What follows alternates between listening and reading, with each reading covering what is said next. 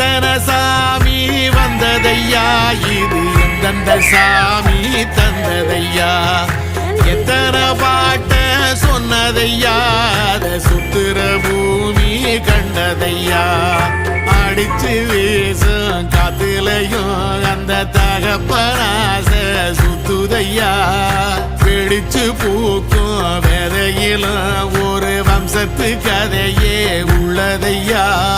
100 தலைமுறை சேர்ந்து செதுக்குன ஈர நலம் இது பாறையா